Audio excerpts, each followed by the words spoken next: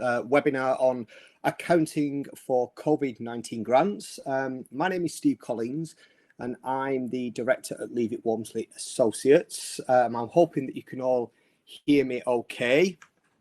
Over the next 45 minutes or so, I'm going to be talking to you about various things, giving you a bit of a recap on grants and the various schemes that have been released by the government over the last few weeks, and also try and give you a bit of an update as to what's been happening in the last 24 hours where these are concerned. So we're going to talk, first of all, just give a very high-level overview of the recap of the Coronavirus Job Retention Scheme and the Self-Employment Income Support Scheme.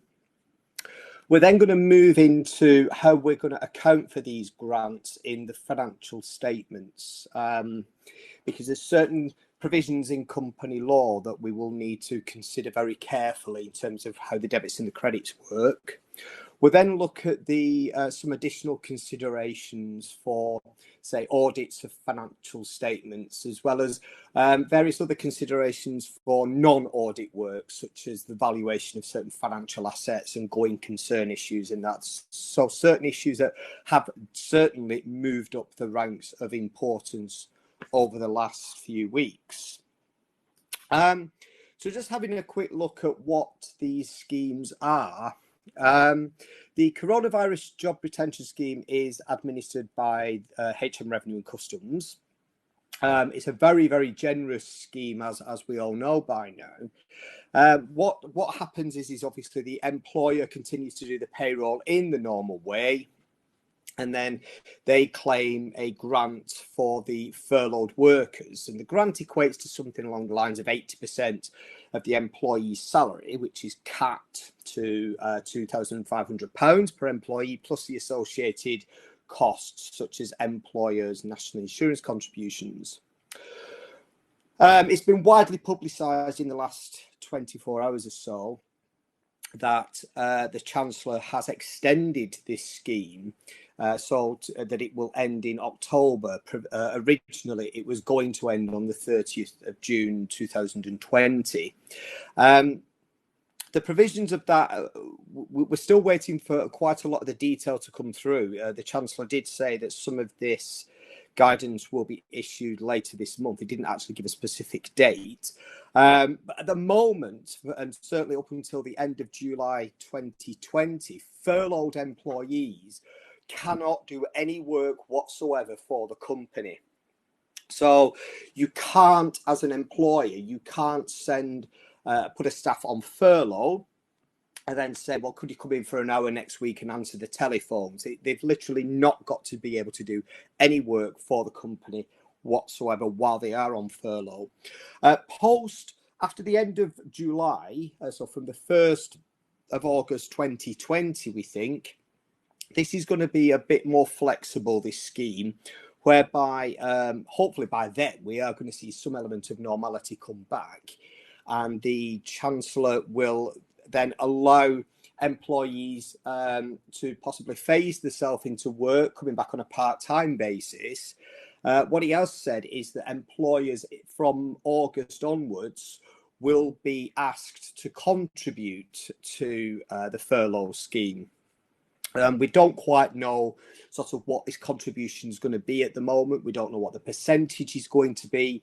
So hopefully the devil in that detail will come out in the guidance that we'll hopefully see at some stage in the next week or so. So it is quite a generous system. But of course, as you can understand from the Chancellor's perspective, we would expect we don't really want this system in place for a very long time, because obviously it's going to be costing the economy quite a lot of money. In terms of the Self-Employment Income Support Scheme, that claim has actually opened today, but taxpayers can only claim from their individual specified date, which will be between today and the 18th of May 2020. They're not going to be able to make a claim before that specified date. So when they go onto the eligibility tool that was published by the Revenue last week, that once they've entered their details, they will be given a time and a date from which they can apply from. If they try to do it before, it's not going to allow them to do it. There's been quite a lot of confusion in certain respects as to who can claim, what they can claim, and all that sort of thing. But broadly speaking, a taxpayer's self-employed income for the 3 years ending, the 3 tax years ending the 5th of April 2019, has got to equate to more than 50% of their total income. I met one guy who said he was something like 49.4% under, and therefore he couldn't claim. So it is, it is quite definitive, the 50%. What the Chancellor did when he announced this scheme towards the end of March, I think it was the 26th of March 2020, he announced it. He said that they will work out the average trading profits over the last 3 tax years, the tax years ending the 5th of April 2019. And if your average trading profits are less than £50,000, then the taxpayer may be eligible. If they're more than 50,000, then they won't be eligible. If you aren't eligible, I think the general advice is, or if your clients aren't eligible and they're self-employed, the general advice is to look at the other measures that the Treasury's put in place, such as the additional universal credit. It may not be ideal, but it might be better than nothing. In terms, just continuing with the self-employment income support scheme, it's the revenue that will contact the taxpayer. They should not contact HMRC. I've got a question here about somebody asking about self-employed taxpayers no access to the internet. That's coming on the next slide, so just bear with me. You're thinking ahead of me. HMRC will contact the taxpayer. They should not contact the revenue. And the reality is with the revenue phone lines, if you can avoid having to contact them by phone, then you really don't want to have to experience being sat on hold for quite a long time. To claim, the taxpayer will need their UTR number, the unique tax reference number, and their national insurance number. It is worth mentioning at this point, it isn't in the slides, but it is worth mentioning that the revenue is likely to contact taxpayers either through email, through a letter, or via text message. Now, of course, in today's modern online world, there are scammers galore, and this whole coronavirus job retention scheme and self-employment income support scheme and the other schemes are a fraudster's paradise. The revenue have stipulated quite clearly that if they contact a taxpayer through email or via text message, it will be a genuine text message or email if there are no links to follow. There will be no links in the text message, there will be no links in the email, and there will be no request for bank details. Okay, so if there is a link in any message, text message or email, then it's going to be a scam, and the taxpayer must be advised not to click on it or answer it or anything like that, because these hackers are now all over these schemes. The online claim will be available, I believe, 24 hours a day, 7 days a week. There are no, there's no indication at the moment from the Chancellor that he is going to extend this in the same way that he's extended the coronavirus job retention scheme for furloughed employees.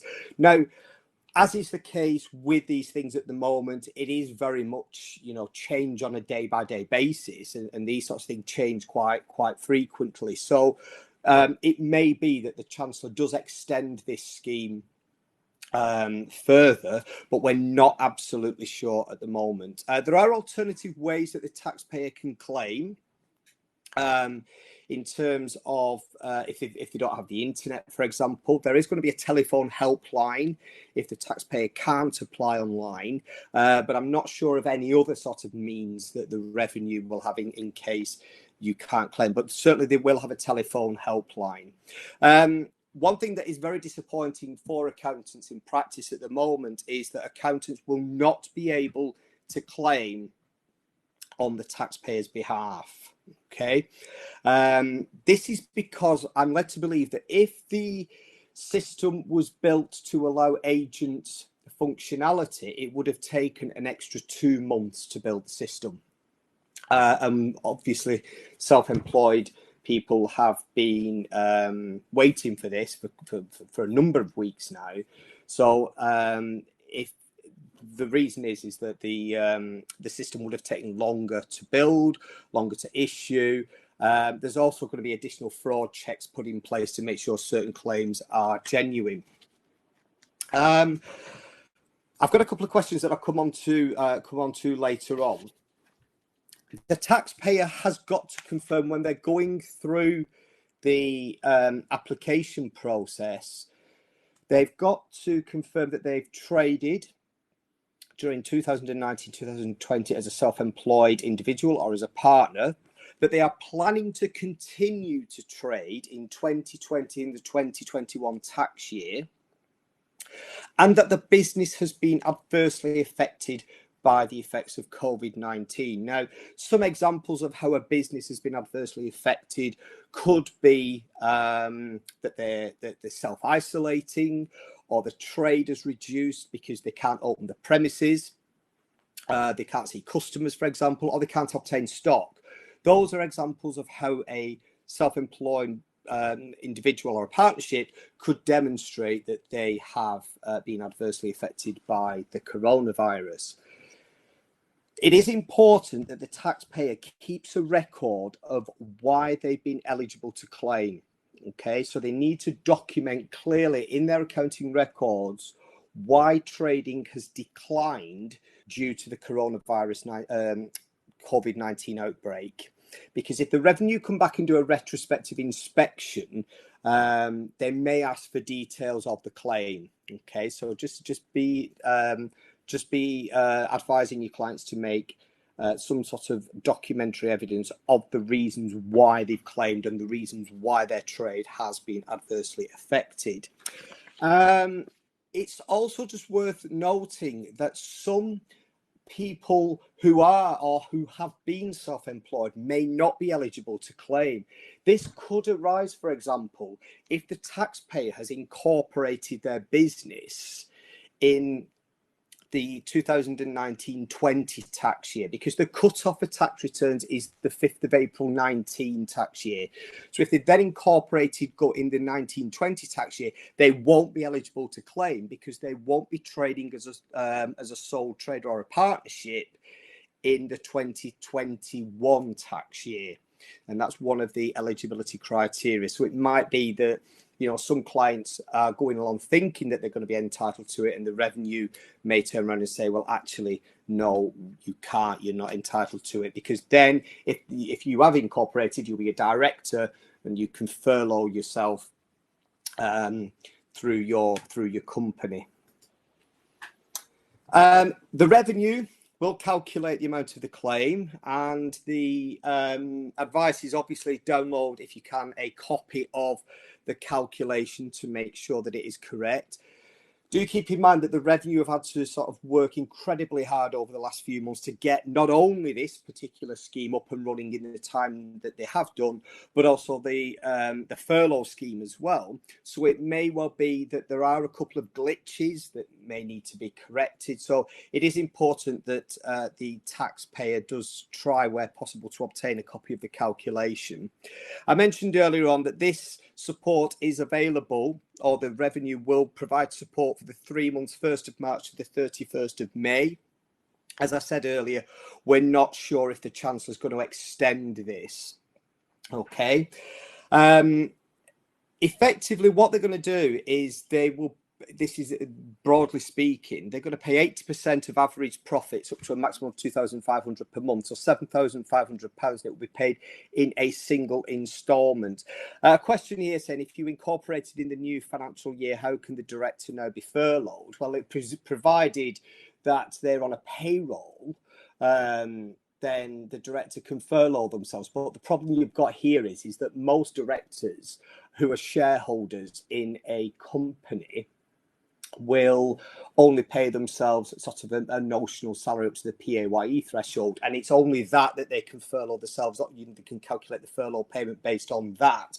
If they take dividends, it is extremely unlikely that they are going to bring dividends into the calculation of furlough payments, because there's no sort of set calculation for them as such. And yes, you do have to be on the payroll as at the 19th of March, and that payroll will have to have been notified to the revenue through the RTI system. This is what caused a lot of problems when the Chancellor extended it from the 29th of February 2020 to the 19th of March, because a lot of payrolls weren't reported to the revenue until something like the 25th of March.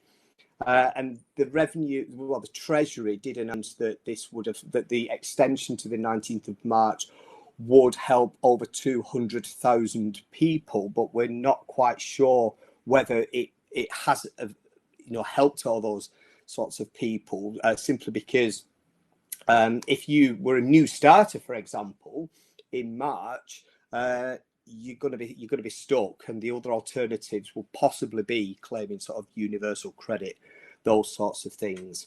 When I'm not quite sure, I've got a question here. If I can't answer your question on this webinar, what I'll do is I'll ask the AIA to send me the questions through, and I'll answer them separately via the AIA for you. I'm not quite sure what the offences are for incorrect claims and penalties as yet. The revenue have said that they will be checking these things. There will be elements of fraud checks. I believe, I'm not quite sure, with the self-employment income support scheme, they're going to be asking you things like, what is the balance of your mortgage, and when was the last time you took out a finance lease, for example, those sorts of things. So I'm not quite sure what the penalties are for incorrect claims. If it's a genuine mistake, then you could possibly mitigate any penalty. But if it's a fraud thing, then you could expect to pay the whole thing back plus a fine as well, I would imagine. But again, we're a little bit thin on the ground where the guidance is concerned with this.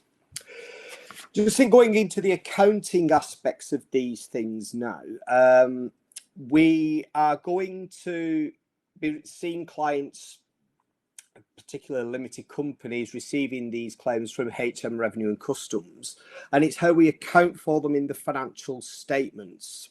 Now, FRS 102 and FRS 105 will become sort of relevant where these things are concerned. And in FRS 102, it's section 24 that deals with the issue of government grants. Just for confirmation, a grant is not repayable. Deferrals such as the VAT deferral and things like the on-account payment deferral, they are only deferrals. They're not writing off amounts. So where you have got clients that have deferred their VAT payment, that will have to be paid by the 31st of March 2020 or the 5th of April 31st of March 2021 or the 5th of April 2021, do make sure that they are aware that that quarter could be particularly expensive for them, because you're going to have to pay the on-account payment that you've deferred from July 2020. You're going to have a VAT bill potentially to pay as well, and you're going to have your January payment for the 5th of April 2020 to pay as well. So clients, what we're advising our clients to do, particularly those that like spending money, is to make diary notes throughout the year and set funds aside, to try and meet these liabilities, because they are only deferrals, they aren't write-offs.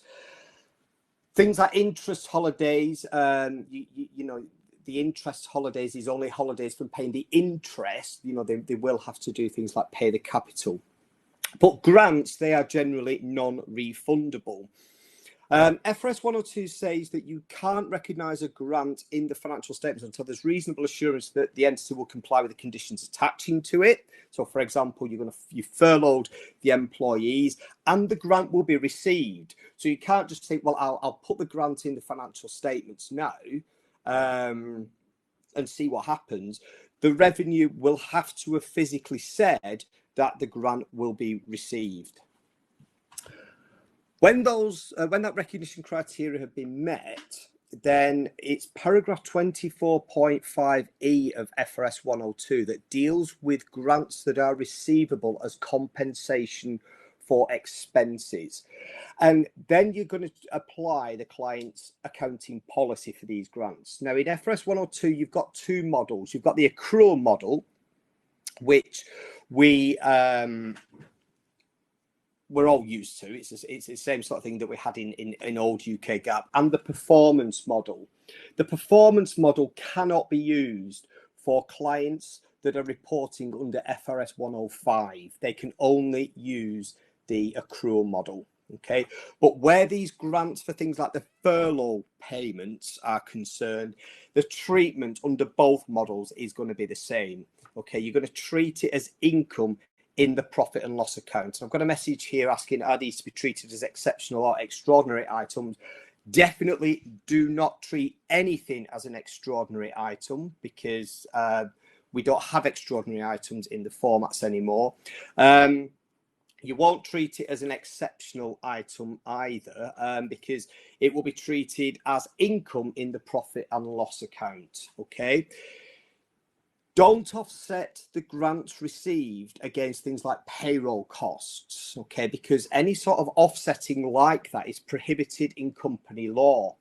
Under the large and medium-sized companies and groups regulations, which I think is Statutory Instrument 2008/410, and Statutory Instrument 2008/409, which is the Small Companies Accounts and Directors Report Regulations 2008. There is an article about this going to be in the magazine that you all get, just explaining this in a little bit more detail and what the actual regulations say. So recognise the grant as either grant income or government grant or sundry income.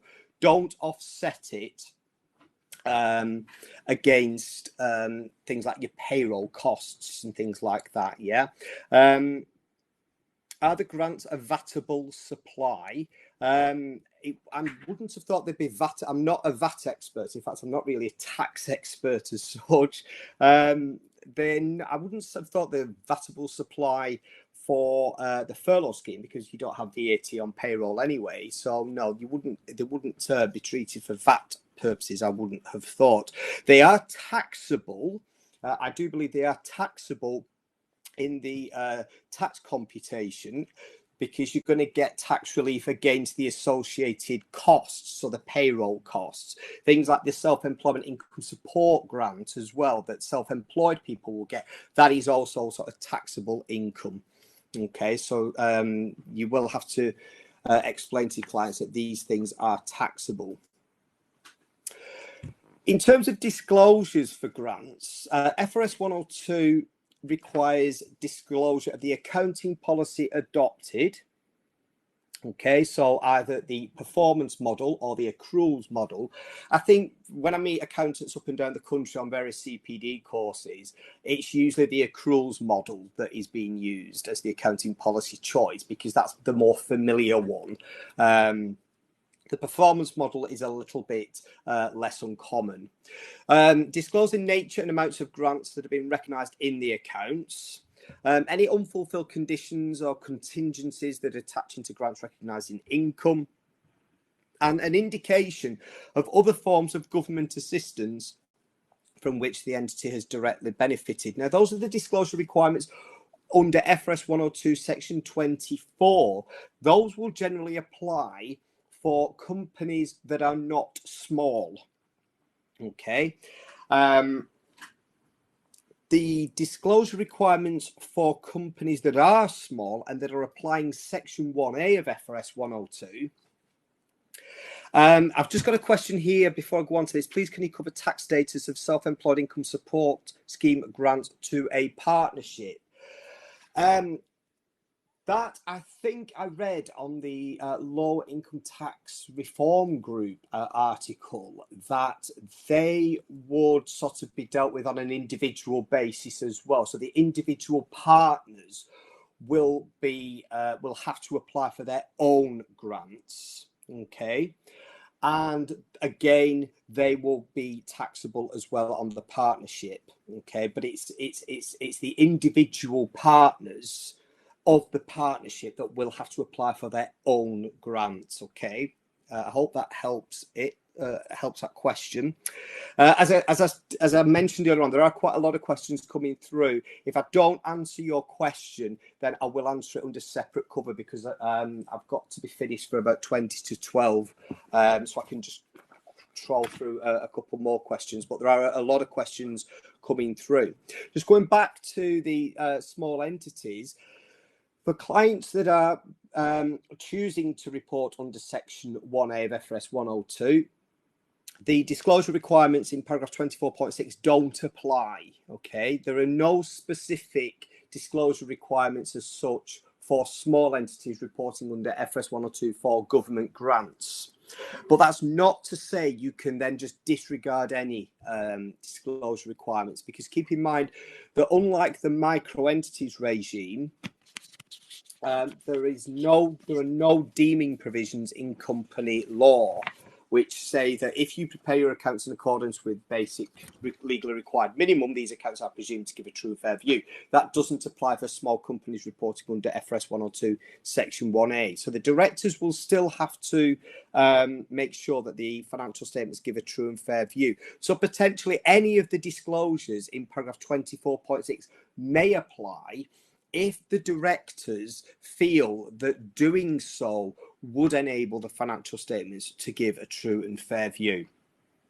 Life gets a lot easier, though, if you are a micro entity that chooses to report under FRS 105, because there are no specific disclosure requirements, and the directors don't have to consider any disclosure requirements under that standard to give a true and fair view, because as long as they comply with the basic legally required minimum, i.e. apply FRS 105, then they don't have to consider any additional disclosure requirements, because a true and fair view will be presumed where the entity fully complies with FRS 105.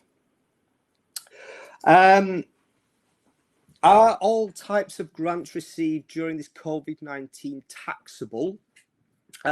From what I have seen dotted about on the gov.uk website, yes, it does seem that things like the COVID-19, the CJRS grant is taxable, certainly. Self-employment income support grants are taxable, and grants in respect of the statutory sick pay will be taxable as well, simply because the taxpayer will get or the company will get a tax deduction for the associated expense. Okay. Looking at going concern, this is a very good question. In the course of preparing accounts, should it be that we discover there have been breaches of the conditions for eligibility and claims, will these be reportable under the anti-money laundering regulations? Well, that is a very good question. And I would say, is it suspicious activity if you erroneously make a claim? But it would certainly be the case that I would be lodging a report with our money laundering reporting officer if I became aware that the claim was fraudulent, that they shouldn't have made the claim. So, for example, if I knew the taxpayer had incorporated their business in the 2019-20 tax year and had then claimed the self-employment income support scheme grant, I would be reporting that to our MLRO, who will then make a decision whether it's reportable under the anti-money laundering regulations. But that is a very good question. Going concern, obviously in this current climate, going concern has certainly moved up the ranks. I mean, it's always been an important concept, but even more so nowadays when we've got all these restrictions that are coming in place. Depending on where you are in the UK, you may be going back to work, or your clients may be going back to work this week. You may have clients that simply just can't open yet because they're in sectors such as the hospitality sector. Management must still consider whether the going concern of accounting is appropriate when they prepare the financial statements. Now, the default presumption is is even if the business has got, say, serious cash flow difficulties, then generally you would still prepare the accounts on a going concern basis, and then you would disclose any material uncertainties related to going concern, because the standards only talk about the going concern basis of accounting being inappropriate where management are going to cease trading, enter liquidation, or have got no realistic alternative but to do so. So if they've got serious cash flow difficulties, generally you prepare the accounts on a going concern basis, unless management say there's absolutely no hope for us, we've hit rock bottom, there's no coming back, in which case you don't prepare the accounts on a going concern basis. Management have got to consider all information about the future at their disposal. Now, this is where management have got to sort of like get the crystal ball out in a way, because going concern is very much a forward-looking concept. And UK GAAP is more arduous in its requirements than international standards. Okay, so under FRS 102 and FRS 105, management have got to consider a period of at least, but this isn't limited to 12 months from the date of approval of the account. It's not 12 months from the balance sheet date, like it is in under IAS 1. Yeah, so they've got to look forward at least 12 months. But let's say, for example, they think, well, we're going to cease trading in 18 months' time, then you wouldn't want to be preparing the accounts on a going concern basis, because the time is at least 12 months, but it's not limited to 12 months from the date of approval of the accounts. So just watch that, especially nowadays when the going concern status of a lot of companies is being brought into question. Where management have got material uncertainties that suggest that the company might not be a going concern for the foreseeable future, the foreseeable future, of course, being 12 months from the date of approval of the accounts, then they disclose those material uncertainties in the financial statements. Small companies choosing to report under Section 1A are encouraged to make these going concern disclosures. And this sits quite a bit at odds with some preparers, because it is clear in some cases that a company has got material uncertainties related to going concern, but the directors don't want to make any disclosures. And they're saying, well, if we're encouraged to make the disclosures, well, we don't want to do them, and we're not legally required to make the disclosures. In that respect, what I would be saying is that you'll be hard pushed to justify that the financial statements give a true and fair view if you don't make the disclosures, because Section 1AE subsection C of 102 is clear that it is material uncertainties related to going concern that need to be disclosed. Okay, so the word material is the clues in the question. Should I be disclosing it? If it's material and it's an uncertainty, then yes, you should, even though you're encouraged. Where the client is audited, it's not up to the auditor to determine the going concern status of the business. That's management. What the auditor's responsibility is to consider the adequacy of the disclosures where there are material uncertainties, but they're also required to consider whether management's use of the going concern basis of accounting is appropriate. If there are material uncertainties that have been adequately disclosed, just a quick point to mention that the auditor flags this up using a material uncertainty related to going concern paragraph. Emphasis of matter paragraphs in the UK, this is ICES UK, are not used to flag up a disclosure of material uncertainty anymore. Okay, so where adequate disclosures are made, use a MERG paragraph. Just looking at some other points where the COVID-19 issues are concerned. Things like trade debtors may need writing down to recoverable amounts, because it might be the case that some of the client's customers unfortunately cease trading because of this. Just a quick point to mention as well that under FRS 102, you can't have general bad debt provisions. You can only have specific bad debt provisions because of the way that the impairment requirements work under that standard. Yeah.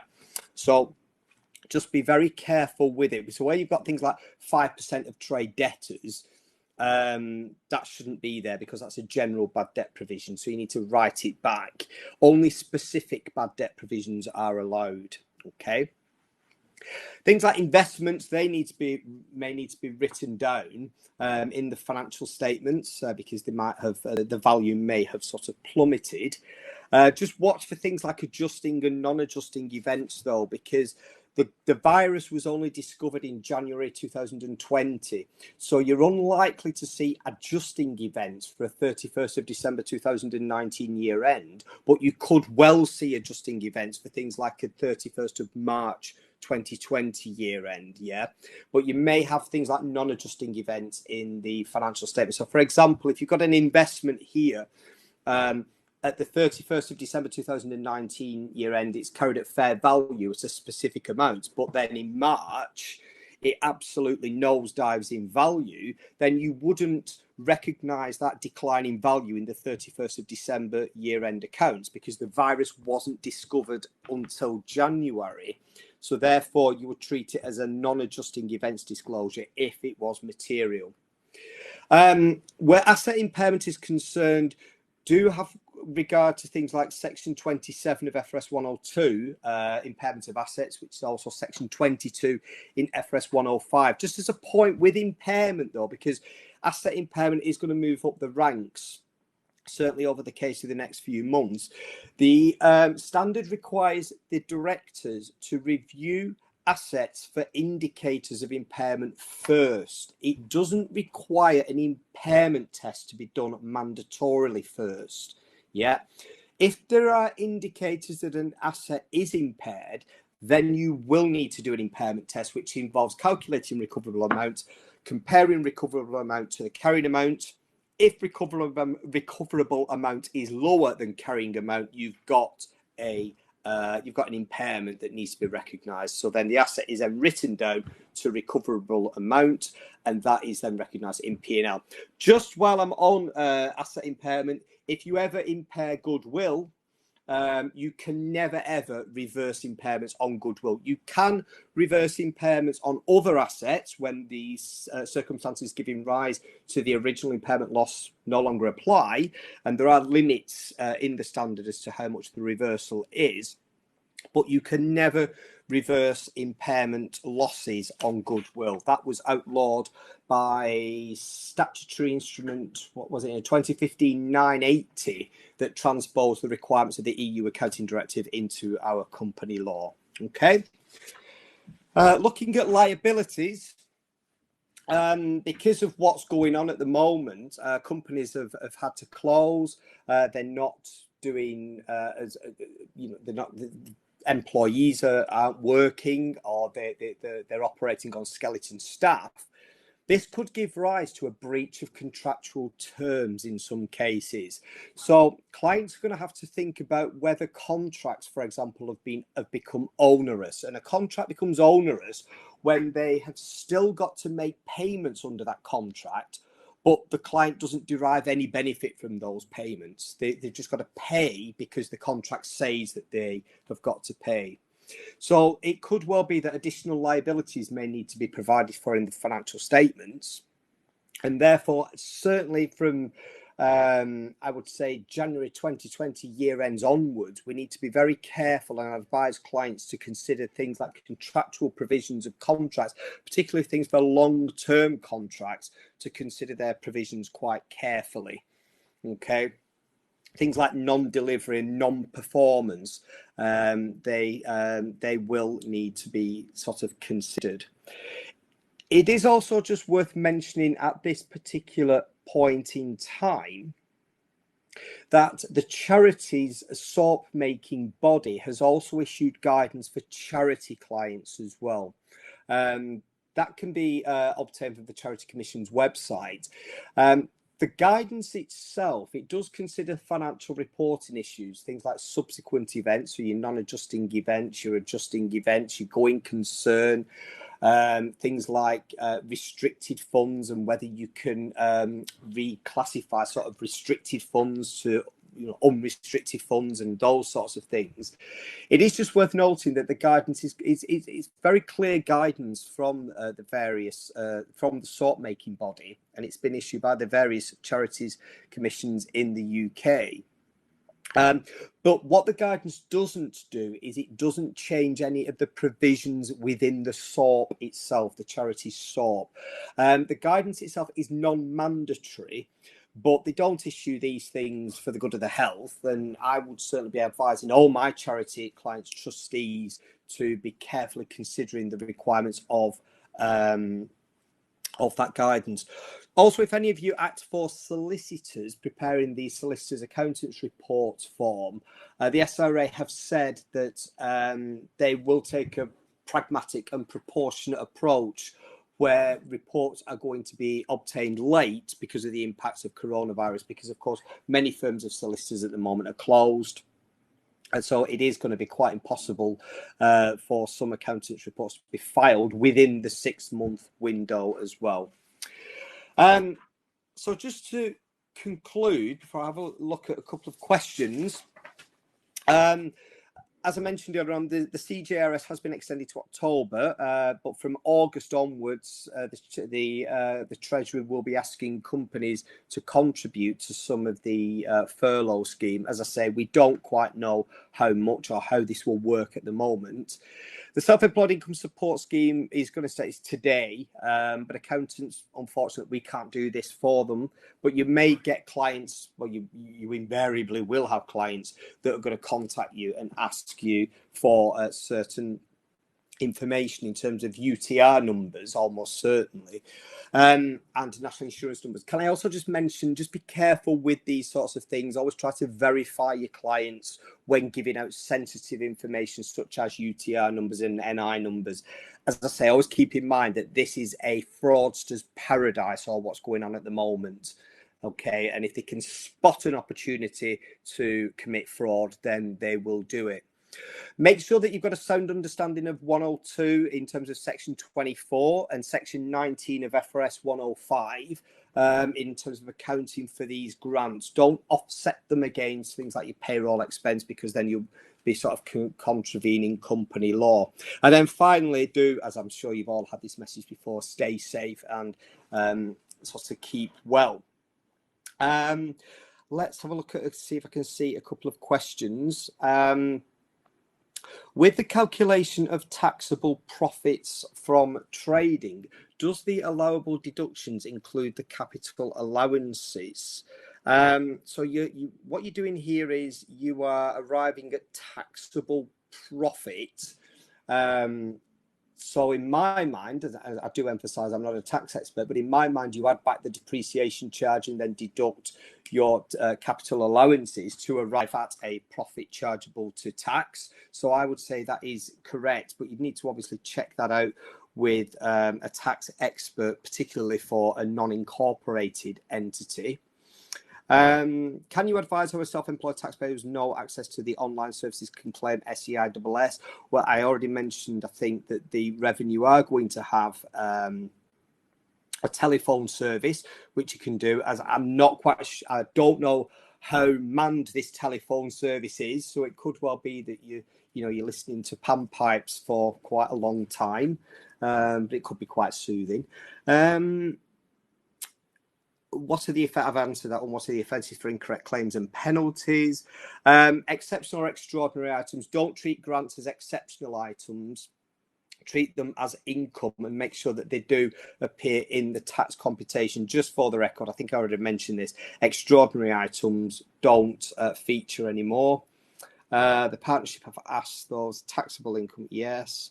I've answered the breaches on the anti-money laundering things. Some of my clients logged into the HMRC system to check if they were eligible for SEISS.